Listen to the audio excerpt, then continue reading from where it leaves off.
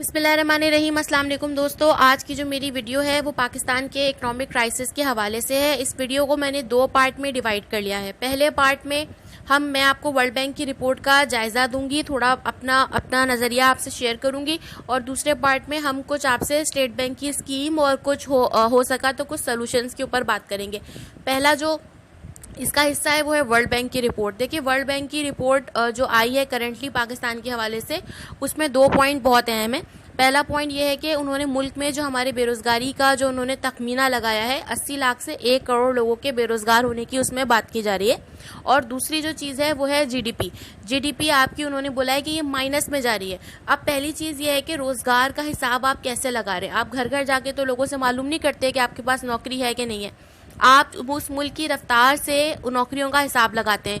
जिस मुल्क में बिजनेस एक्सपेंड हो रहा है, एक्सपोर्ट एक्सपेंड हो रही है, तो आप उसी के हिसाब से रोज़गार के मौके वहाँ देखते हैं और एक आइडिया लगाते हैं कि इस मुल्क के इतने रोज़गार के मौके इस मुल्क में मौजूद हैं। और जो स्ट्रॉन्ग जो जीडीपीज हैं, जो तरक्की याफ्ता जो मुल्क हैं, वो तो बैरून मुल्क से लोगों को बुला रहे होते हैं कि आप हमारे मुल्क में आके काम करें, क्योंकि उनको पास वर्कर्स की शॉर्टेज होती है। पाकिस्तान के अंदर इसकी जो सूरत हाल है जो उन्होंने जीडीपी के हवाले से बताई है, क्योंकि अब रोजगार का डायरेक्ट लिंक जीडीपी से जुड़ा हुआ है, तो जीडीपी के बारे में वो कह रहे हैं कि ये माइनस में जाएगी। माइनस का मतलब है कि आप जीरो से इस वक्त नीचे की बात कर रहे हैं, -1 -2 के अंदर वो इसका आइडिया लगा रहे हैं वर्ल्ड बैंक आपके लिए।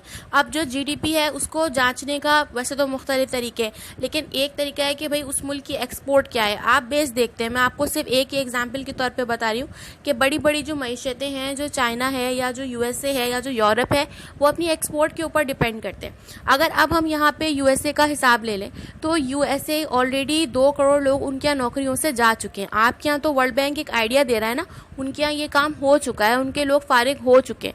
अब यूएस जो डॉलर है वो दुनिया भर में महंगा हो रहा है। ऑब्वियसली अमरीकी जो प्रोडक्ट्स हैं वो दुनिया भर में महंगी होंगी। उनके एक्सपर्ट ये अंदाज़ा लगा के बैठे हुए हैं कि आपकी एक्सपोर्ट गिरेगी, जो कि एक अगर आप लॉजिक से सोचें तो आपकी समझ आएगी कि इस वक्त जो चीज़ मार्केट में महंगी है, आप खुद भी सस्ती अशिया की तरफ जा रहे हैं क्योंकि हालात ऐसे हैं। तो एक बात तो जो दिख रही है कि उनकी एक्सपोर्ट गिर रही है। अब उसका असर आप देखेंगे क्या आ रहा है।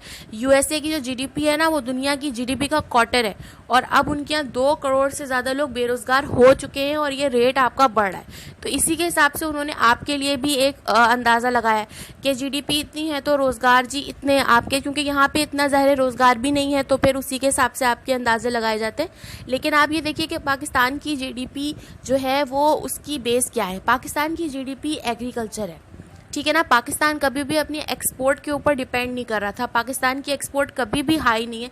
कुछ आप सुन रहे होंगे कुछ पहले से, थोड़ा वक्त पहले से, कि जी एक्सपोर्ट बेहतर हो रही है।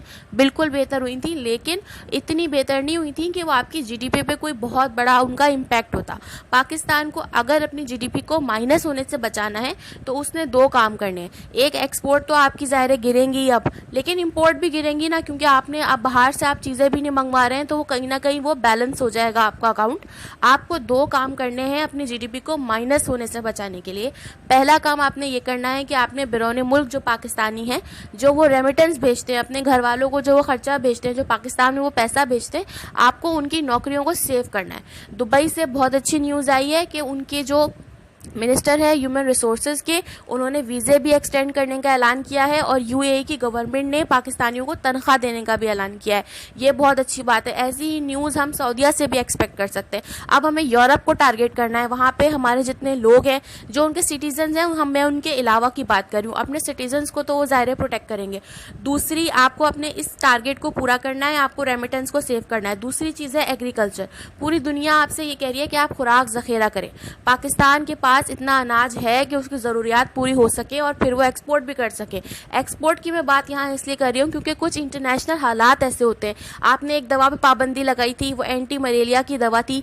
अब उसके बाद क्या हुआ, आपको खोलनी पड़ी ना। अब दोबारा उस पर शायद दोबारा पाबंदी लग रही है, नहीं लग रही है, लेकिन इंटरनेशनल कुछ चीज़ें ऐसी होती हैं कि आपको निभानी पड़ती हैं। जैसे अफगानिस्तान है, वो आप ही के ऊपर या इंडिया के ऊपर डिपेंड कर रहा है। अगर आप ही बंद कर देंगे तो फिर क्या होगा।